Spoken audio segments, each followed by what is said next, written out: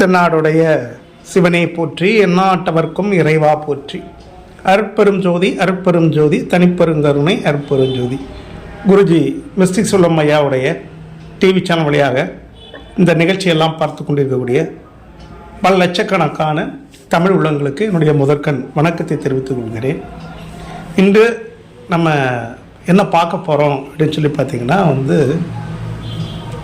நிறைய நண்பர்கள் நிறைய அன்பர்கள் ஒரு இந்த என்ன சொல்கிறதுன்னா ஆன்மீகத்தில் ஒரு குழப்பமான ஒரு விஷயத்தில் இருக்காங்க. என்ன அப்படின்னு கேட்டிங்கன்னா, அஷ்டாங்க யோகம்னா என்ன அப்படின்னு தெரியலை, அஷ்டமா சித்திகள் அப்படின்னா என்னன்னு தெரியல, அஷ்ட கர்ம வித்தைகள் அப்படின்னா என்னன்னு தெரியல. இது மூணையுமே குழப்பிக்கிட்டே இருக்காங்க. அஷ்ட கர்ம வித்தைகள் என்பது வேறு, அஷ்டமா சித்திகள் என்பது வேறு, அஷ்டாங்க யோகம் என்பது வேறு. இதில் என்னன்னு கேட்டினா அந்த எட்டு நிலையாக பிரிக்கப்படுவது. இந்த எட்டை எல்லாத்தையும் பிடிச்சிக்கிட்டே எல்லாம் நினச்சிருக்காங்க, எல்லாம் ஒன்று ஒன்று நினச்சிக்கிட்டு இருக்கா. கிடையாது. அஷ்டமா சித்திகள் என்பது அனிமா மகிமா லகிமா அப்படின்னு சொல்லிட்டு பெரிய பெரிய ரிஷிகளும் ஞானிகளும் சித்தர்களும் பயன்படுத்தினது.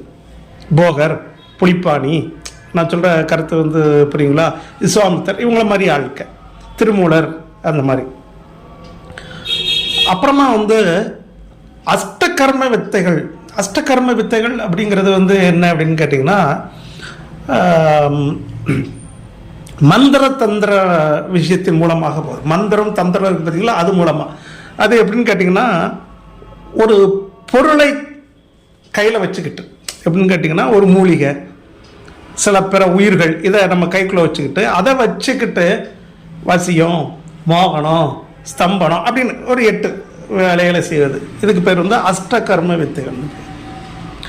அஷ்டாங்க யோகம் அப்படிங்கிறது என்னன்னு கேட்டிங்கன்னா, பொதுவாக நம்மளை மாதிரி சாதாரணமாக இருக்கக்கூடிய இல்லற வாழ்க்கை, நான் சொல்கிற குடும்ப வாழ்க்கை, மனைவி, குழந்தைகள், தாய், தந்தை, இந்த மாதிரி இல்லறத்தில் இருக்கிறாங்களா, அவங்க எப்படி இறைவனை அடைவது, மிக உயர்ந்த நிலைக்கு போவது அப்படிங்கிறதுக்கு பேர் தான் அஷ்டாங்க யோகம் என்று பொருள்.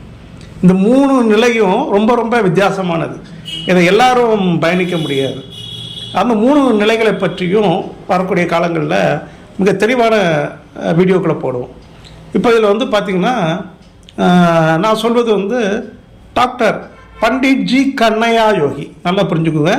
டாக்டர் பண்டிட் ஜி கண்ணையா யோகி அவங்க சொன்ன அஷ்டாங்க யோகங்கள். எப்படி அஷ்டாங்க பக்தி மார்க்கம் சொல்ல, பக்திகள், பக்திமான்கள்லாம் இந்த ராமாயணம் மகாபாரதம் படிக்கிறது, அறநானூறு, புகமானூறு, திருமூலர், திருமந்தர், நிறைய விஷயங்கள்லாம் படிக்கிறாங்களா. அந்த மாதிரி படிக்கிறவங்க எல்லாரும் இந்த அஷ்டமா சித்திகள் அப்படிங்கிற நிறைய ஓஷோ புத்தகத்தை படிப்பாங்க. இப்போ அதில் தியானம் அப்படிங்கிற பற்றிலாம் பேசுவாங்க. அப்போ என்ன அப்படின்னு பார்த்தீங்கன்னா, அஷ்டாங்க யோகம் என்று. இந்த அஷ்டாங்க யோகத்தை பற்றி டாக்டர் பண்டிட்ஜி கண்ணையா யோகி அக்கு வேற ஆணி வேற பிரித்து மேய்ஞ்சிருக்கார். அவர் சொன்ன அளவுக்கு யாருமே சொல்லியிருக்க மாட்டாங்க, அப்படி சொல்லலாம். அப்படி அவருடைய ஸ்டூடெண்ட் யார், டாக்டர் பண்டிட்ஜி கண்ணையா யோகியுடைய பெஸ்ட் நம்பர் 1 ஸ்டூடெண்ட்டாக வாழ்ந்த என்னுடைய குருநாதர், ஆன்மீக பேரொளி குருஜி மிஸ்டிக் சொல்லம் ஐயா அவங்ககிட்ட இருந்து நான் கற்றுக்கிட்ட அஷ்டாங்க யோக விஷயங்களை பற்றி நான் சொல்ல போகிறேன். இதை பற்றி ரொம்ப காலமாக சொல்லணும்னு நினச்சா கூட நான் சொல்லாமல் இருந்ததுக்கு காரணம் என்ன அப்படின்னு கேட்டிங்கன்னா, இந்த கண்ணையா யோகி சொன்ன அந்த விஷயத்தை சொல்லப்போனால் இன்றைக்கி நிறைய பேர் யோக சாதனைகள்லாம் சொல்லி கொடுத்துக்கிட்டு இருக்காங்க பார்த்தீங்களா, இதெல்லாம் ஃப்ராடுன்னு ஆயிரும். அதுக்காக தான் நான் ரொம்ப நாளாக இதெல்லாம் சொல்லாமலே இருக்கேன். ஃப்ராடுன்னு ஆயிரும். நான் அதை கற்றுத்தரேன் இதை கற்றுத்தரேங்க உங்களுக்குலாம் என்ன செய்யணும், நீங்களாம் போலின்னு சொல்ல மாதிரி ஆயிரும். அதனால தான் நம்ம சரி மற்றவர்களுடைய வைத்தியத்தில் போட்டு எதுக்கு அவங்க பிழைச்சிக்கிட்டு இருக்காங்க, அதை நம்ம ஏன் குறை சொல்லுவானே அப்படி. நான் குறை சொல்லலை, நான் உண்மையை தான் சொல்லுவேன். நான் உண்மையை சொன்னால் அது மற்றவர்களை குறை சொல்வது போல இருக்கும் அப்படிங்கிறதுக்காகத்தான் நான் சொல்லாமல் இருந்தேன். அதனால் காலத்தின் கட்டாயம் இன்றைக்கி நம்ம சொல்கிறோம். அப்போது இங்கே அஷ்டாங்க யோகம் அப்படிங்கிறது என்ன அப்படின்னு கேட்டிங்கன்னா, நல்லா புரிஞ்சுக்கோங்க. இயமம் எப்படிங்க, இயமம், நியமம், ஆசனம், பிராணாயாமம், பிரத்யாகாரம், தாரணை, தியானம், சமாதி அப்படின்னு 8 நிலை இருக்கு. நல்லா புரிஞ்சுக்கோங்க. இந்த 8 நிலைகளைத்தான் அஷ்டாங்க யோகம் அப்படின்னு சொல்றாங்க. இந்த அஷ்டாங்க யோகம் வந்து மீண்டும் நான் சொல்றேன், அஷ்டாங்க யோகங்கிறது குடும்ப வாழ்க்கையில் மனைவி, குழந்தைகள், அண்ணன் தம்பி, நட்பு, வேலைக்கு போகிறது, சம்பாத்தியம் பண்ணுறது, இந்த மாதிரி இருக்கிறவங்க இறைத்தன்மையை அடைவது, இறைவனோடு ஒன்று கலப்பதுக்குண்டான ஒரு மார்க்கம். அதான் வந்து அஷ்டாங்கம். அதில் ஃபஸ்ட்டு எடுத்தோன்னே இப்போ நான் சொல்கிறேன், இந்த முதல் எடுத்தோன்னா இஎம்எம் அப்படின்னு வரும். என்னது? இஎம்எம் அப்படின்னு வரும். இந்த இஎம்எம் அப்படிங்கிறதுக்கு நான் இப்போ உங்களுக்கு விளக்கம் சொல்கிறேன். இதை விளக்கம் சொன்ன உடனேயே இப்போ நீங்கள் புரிஞ்சுக்கிடுவீங்க. என்னன்னு கேட்டிங்கன்னா, நிறைய பேர் சொல்லுவாங்க, புளிப்பாணி நீங்கள் நிறைய பேசுகிறீங்களோ அப்படிம்பாங்க. இல்லை, நான் இவ்வளோ பேசலைன்னா இவங்களுக்கெல்லாம் புரியாது, நான் பேசியுமே புரியலை. இப்போ நான் எதுக்காக சொன்னேன்னா, நான் சொன்னோன்னே பாருங்கள், எல்லாரையும் குறை சொல்ல, மற்ற எல்லாரும் சொல்லிக் கொடுக்குறத வந்து நான் குறை சொல்கிற மாதிரி இருக்கும். நான் குறை சொல்லதில்லை, என்ன டைரெக்டாக பேசினா நான் விளக்கம் கொடுக்குறேன். இதுதான் சத்தியம். இதை வந்து டாக்டர் பண்டிட்ஜி கண்ணையோகி சொல்லியிருக்காரு. திருமூலருடைய திருமந்திரமும் இதை தான் சொல்லுது. கண்ணையோகி மட்டும் இல்லை, திருமூலருடைய திருமந்திரமும் இதைத்தான் சொல்கிறது. நல்லா புரிஞ்சுக்கோங்க, திருமூலருடைய திருமந்திரம் இதை தான் சொல்லுது. அப்படிப்பட்ட அஷ்டாங்கத்தில் முதல்நிலை இயமம். இந்த இயமத்துக்கு இதை எதுக்காக சொல்லணும்னா, இந்த இயமம்ங்கிறது வந்து ஒரு ரொம்ப பெரிய விஷயம். நீங்கள் நினைக்கிற மாதிரிலாம் சாதாரண விஷயம் கிடையாது. இந்த இயமத்திலேயே முக்காவாசி பேருனா ஒரு 100க்கு 90 பேர் அடிபட்டு போயிடுவாங்க. எப்படி? 100க்கு 90 பேர் என்ன செஞ்சிருவாங்கன்னா இயமத்திலே அடிபட்டு போயிடுவாங்க. இவங்களாம் யோக சாதனைக்குள்ளே போகவே முடியாது. ஆனால் இங்கே என்னன்னு கேட்டிங்கன்னா, யாரை பார்த்தாலும் எதை பார்த்தாலும் நான் தியானம் பண்ணுறேன், மெடிடேஷன் பண்ணுறேன். ஒரு டாக்டர் இருக்காரு, அவரு நீங்கள் தியானம் பண்ணுங்காரு ஒரு உதாரணத்துக்கு. அப்போ தியானம்னா என்னன்னே டாக்டருக்கு தெரியல. நான் சொல்கிற பாயிண்ட் புரிஞ்சுக்கிட்டீங்களா? தியானத்துக்கு முன்னக்கூட்டி என்ன இருக்குது? ஏமம் இருக்குது, நியமம் இருக்குது, அப்புறம் என்ன இருக்குது? ஆசனம் இருக்குது, பிராணாயாமம் இருக்குது, பிரத்யாகாரம் இருக்குது, தாரணை இருக்குது. இப்படி ஒவ்வொரு ஸ்டெப்பாக தாண்டி வந்தால் மட்டும்தான் தியானத்துக்கே வர முடியும். ஆனால் இங்கே என்னன்னு கேட்டிங்கன்னா, இந்த கவுண்டமணி ஒரு படத்தை சொல்லுவாங்க, வெந்தவன் வேக்காடு மொல்ல மாதிரி முடிச்சவைக்கு சந்து பொந்துல திருடுறவன், இவங்கெல்லாம் வந்து இன்னைக்கு வந்துட்டாங்கடா அப்படின்பா. அதே மாதிரி தான் என்னன்னு கேட்டால், யாரை பார்த்தாலும் தியானம், தியானங்கிறலாம் நீங்கள் நினைக்கிற மாதிரி கிடையாது.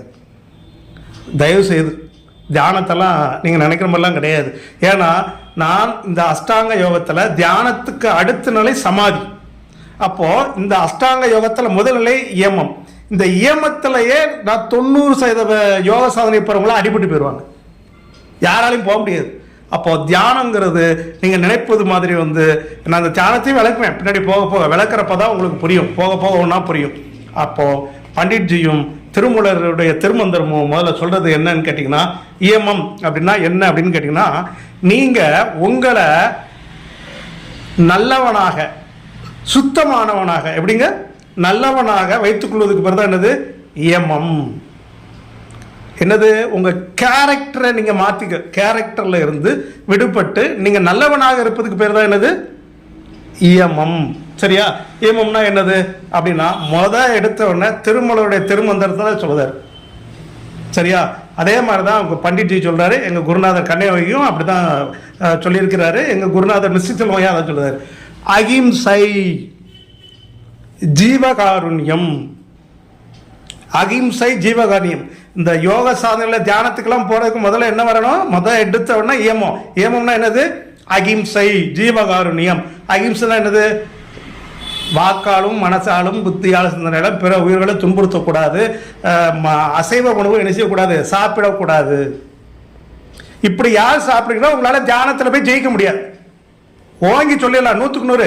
திருமூலரை விட நீங்கள் ஒன்றும் பெரிய அறிவாளிகள் கிடையாது. இங்கே யோகத்தை கற்றுக் கொடுக்கக்கூடிய யாரும் திருமூலரை விட எல்லாம் பெரிய அறிவாளியோ பெரிய மெஞ்ஞானம் உள்ளவர்களோ கிடையாது. எங்கள் பண்டிட்ஜி கன்னியாகுமரி மாதிரிலாம் பெரிய சாதனையாளர்கள் யாரும் கிடையாது. குருநாதரை விட உயர்ந்தவர்களாம் இங்கே யாரும் கிடையாது யோக சாதனையில்.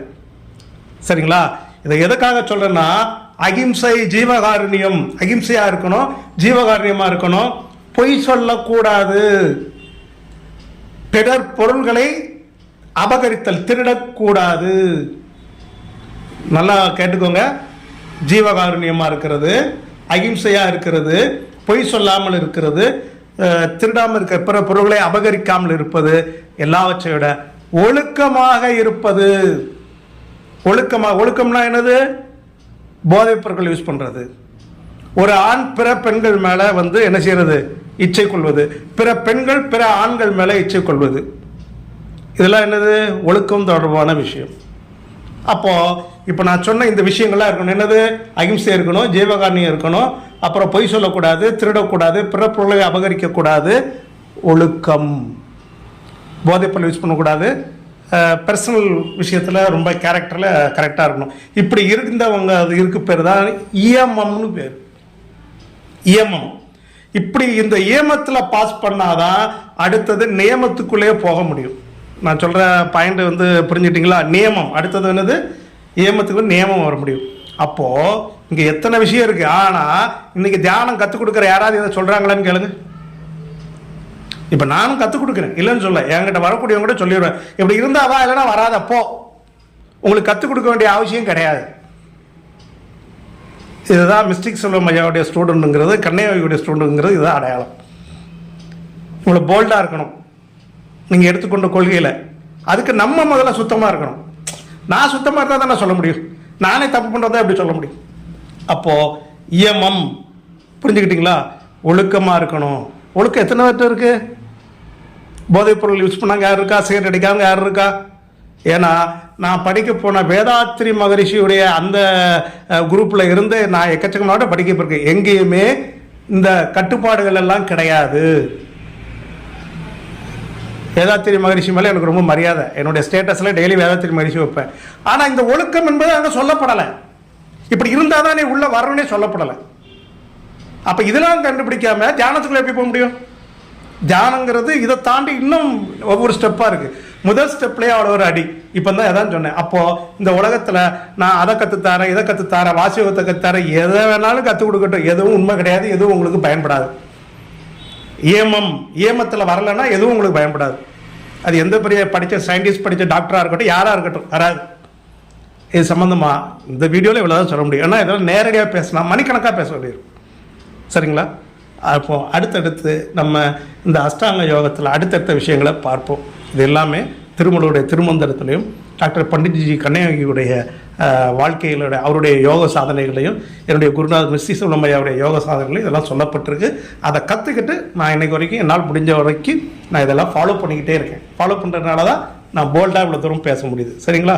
குருஜி மிஸ்டி செல்வம் ஐயாவுடைய டிவி சேனல் தொடர்ந்து பார்த்துக்கிட்டே வாங்க. சப்ஸ்கிரைப் பண்ணுங்கள், பெல் ஐக்கானை கிளிக் பண்ணுங்கள். எங்களுடைய வீடியோக்கள் எல்லாம் உடையாக வந்து சேரும். சரிங்களா? அடுத்த வீடியோவில் வந்து அஷ்டாங்க யோகத்தில் 2வது நிலை நியமம் அப்படின்னா என்னென்னு பார்ப்போம். சரிங்களா?